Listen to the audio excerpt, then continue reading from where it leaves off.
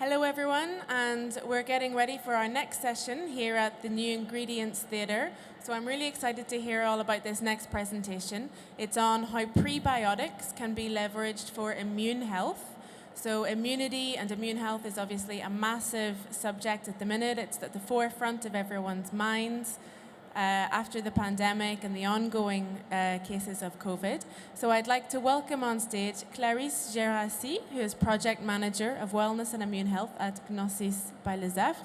And afterwards, we'll also be hearing from Florian Mouret, who is Clinical Study Manager at Gnosis by Lesaffre as well. So Clarisse, thank you very much for joining us. Thank you. And the stage is yours. Thank you. Good morning, everyone. Thank you first, Vitafoods, for organizing this opportunity. And welcome to our speaking session on Lynside Immunity Prebiotic, the prebiotic behind the wall. So really soon you will know what the wall stands for and what scientific evidence is behind this wall. But first, let me introduce ourselves.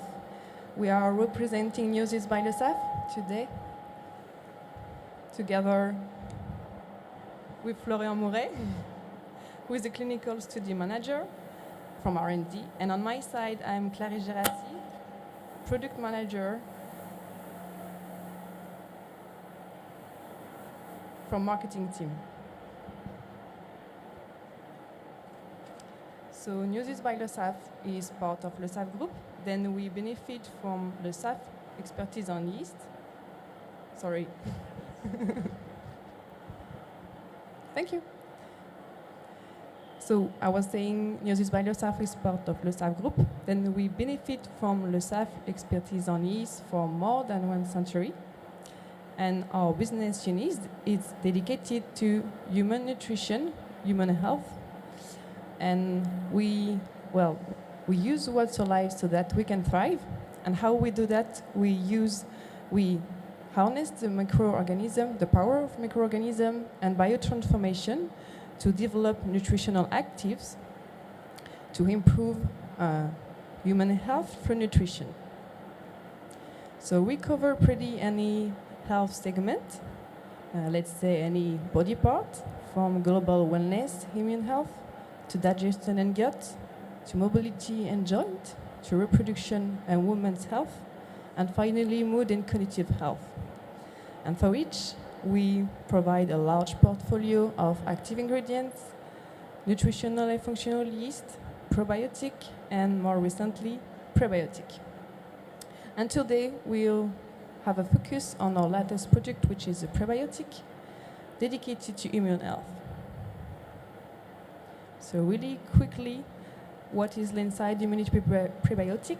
Is a yeast cell wall extracted from yeast, Saccharomyces cerevisiae, but Florian will go back to it a bit later. And it is mainly composed of beta-glucans and mannans. And this is the first prebiotic yeast in the market. So how we obtain it? Well, it's a fermentation process. Then we grow the yeast. We then have a breakage step in which we solubilize the content of the yeast. And then we collect the yeast part to make Lynside Immunity Prebiotic out of it. But we will dive into the study and the scientific part just after. But first, let me give you some insight regarding the market, the prebiotic-based product market, which is actually a really promising one. The market is expected to double in 10 years and to reach around 50 billion euros in 2030. And those launches increase with a 25% CAGR between 2017 and 2021. You might have seen it already yesterday or today on the trade show. You can find prebiotic in the same way you can find probiotics in the forms of caps or gummies or tablets or any powder sachet. And around 40% products are positioned in the immune subcategory. And what about consumer awareness regarding prebiotic? According to research led by Innova, they estimate that around 67% around the world are now aware that probiotic can have a role in the immune health, and more globally, for fibers, this same average is around 85%. So let's say that consumers know really well about probiotics, and now the trend is following the same way with prebiotic. But of course, consumers need ingredients in which they can trust, and they need to know why and how the product they consume is going to work. And for that, we really need strong support from R&D, from scientific evidence. And for that, I leave the floor to Florian to explain the study that we've performed on this product. Thank you. Thank you, Grace.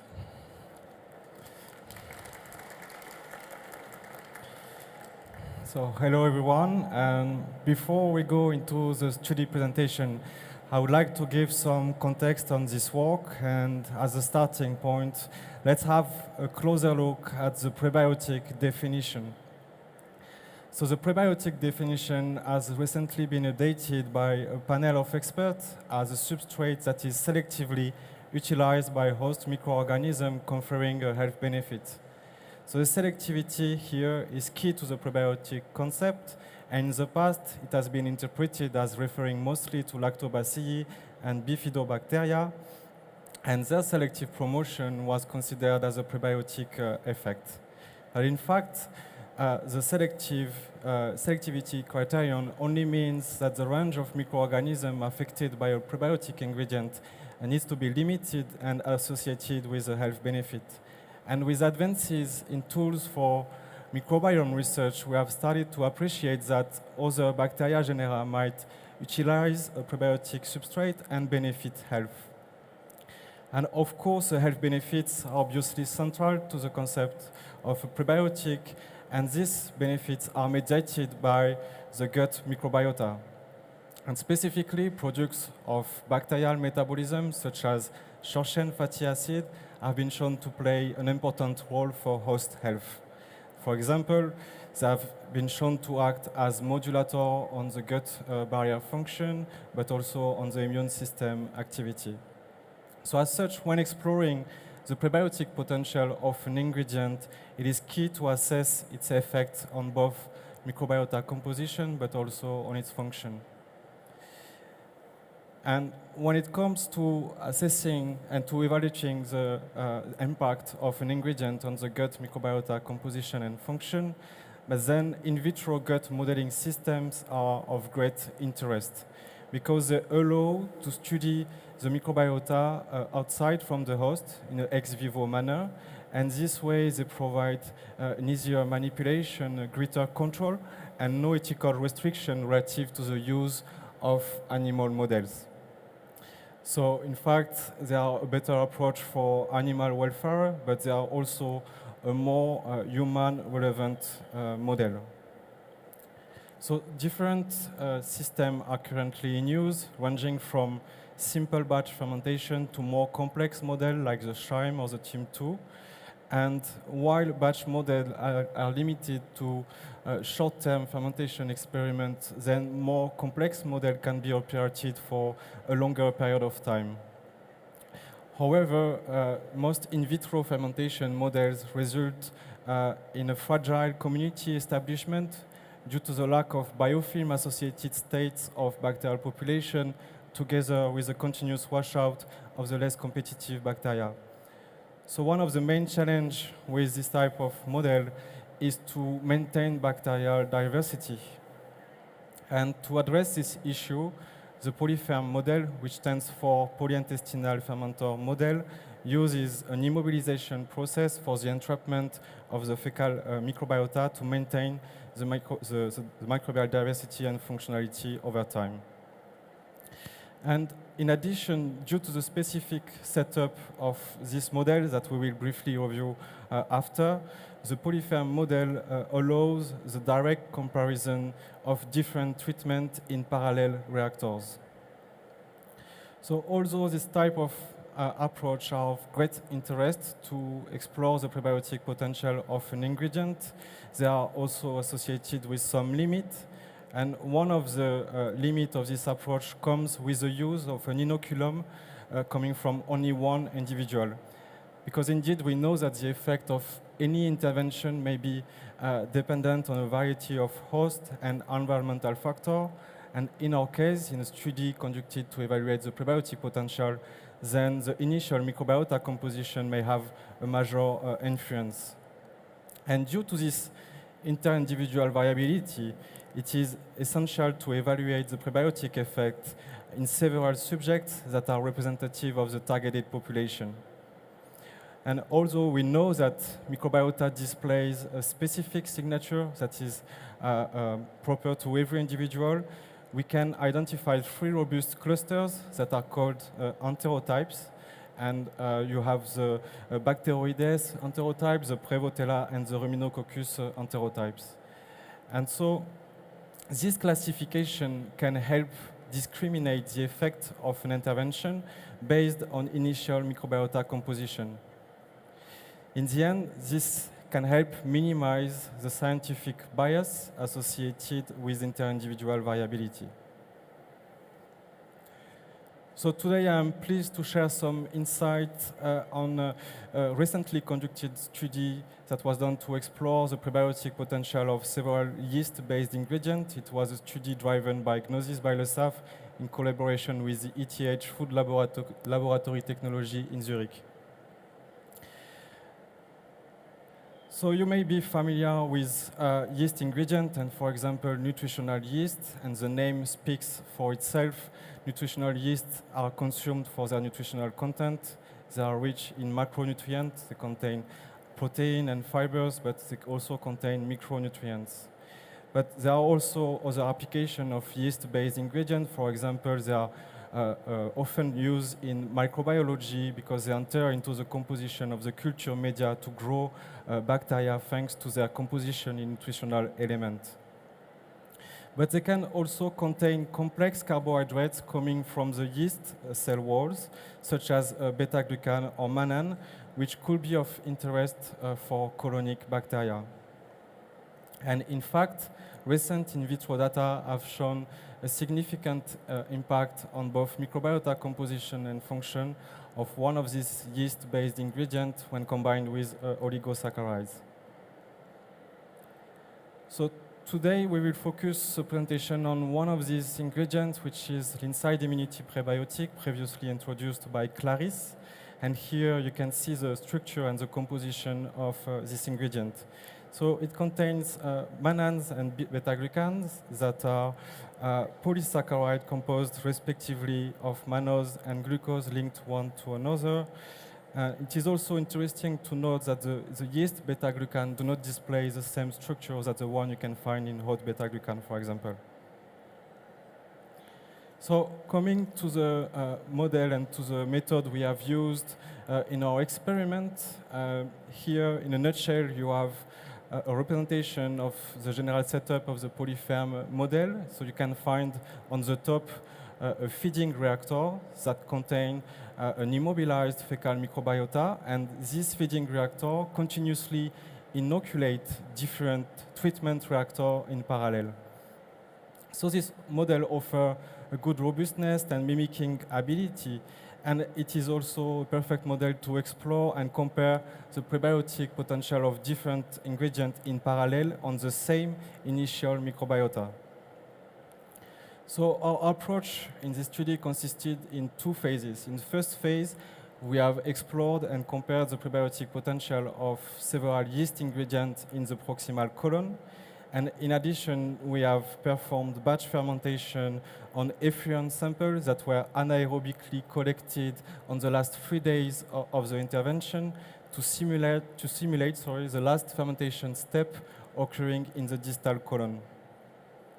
So Lynside Immunity Prebiotic was added to the culture media over an 8-day administration period to reach a concentration of 4.5 grams per liter, which is a common value reported in the literature to investigate the prebiotic potential of an ingredient.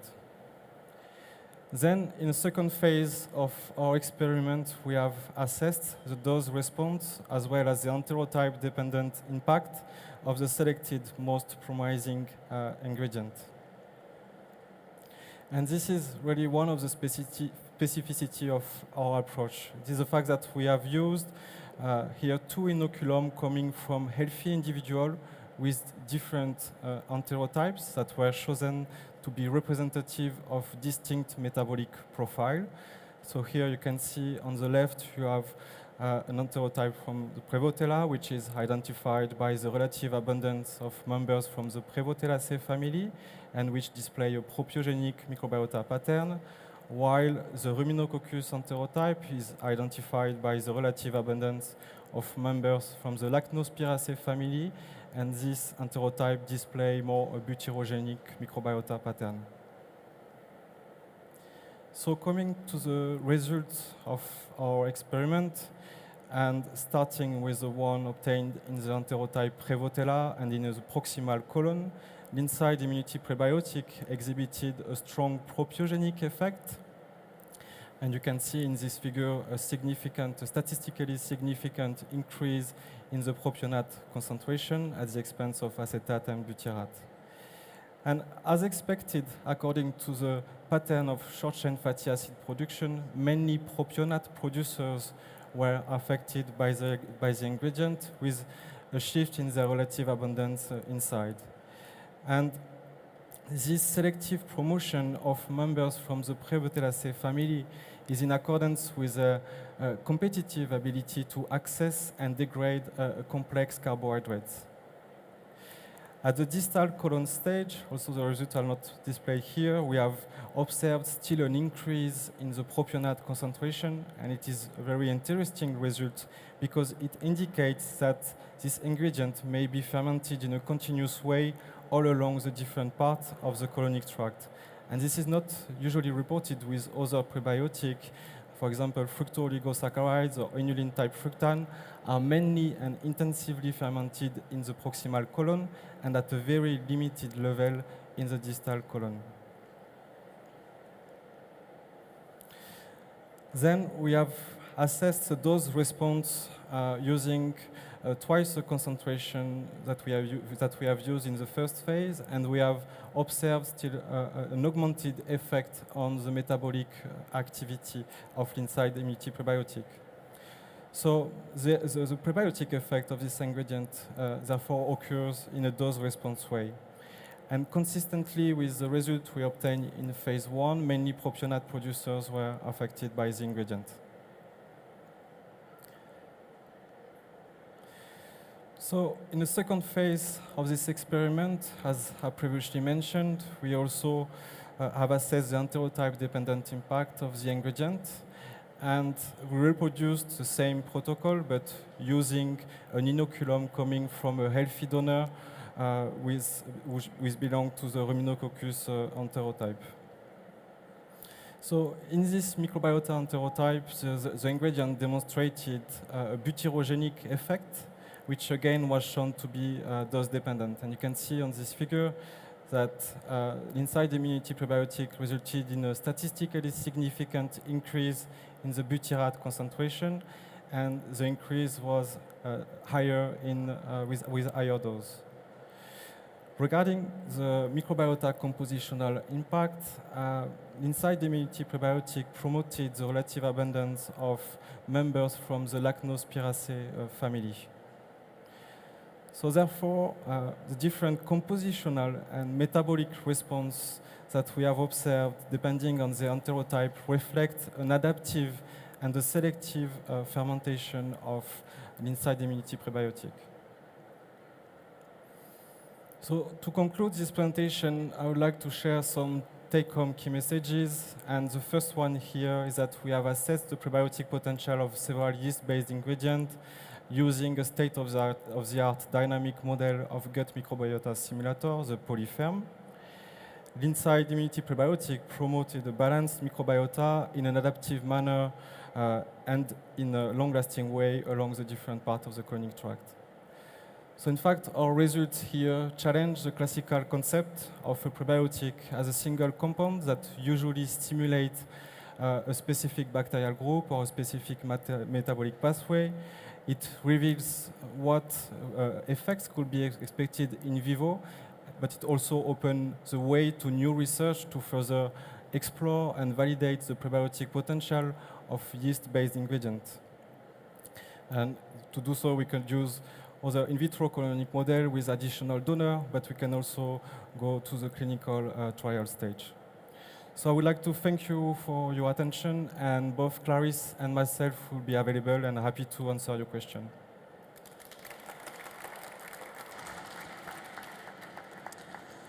Thank you, Florian, very much for that presentation, and thank you, Clarisse. Do we have any questions from the audience at this stage? Yes, I'll just come over and bring the mic to you.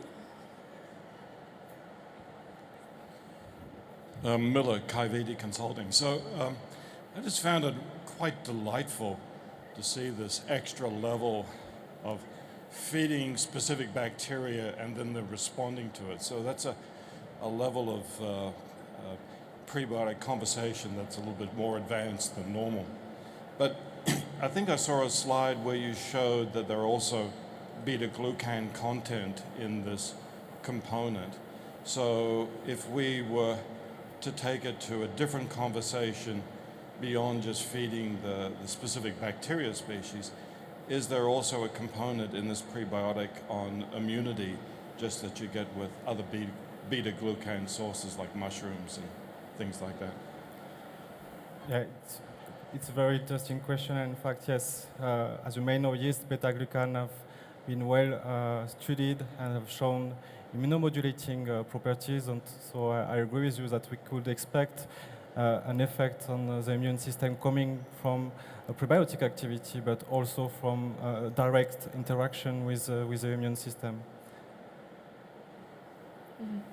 And what is the situation on health claims with prebiotics in Europe? Are manufacturers allowed to make health claims? Do you want to take it? For now in Europe, there is no claims existing on prebiotic yet. Sorry? In Europe, there is no claims yet. Not yet. But there are other ways that brands can leverage those health associations, I imagine. There is claims on immunity for sure, and other yeasts are subjected to response to immune claims in Europe. But specifically for prebiotic, for now, there is no. Okay. Do we have any other questions from the audience? No? And so prebiotics are obviously very much associated in consumers' minds with digestive health, fermented foods and fiber.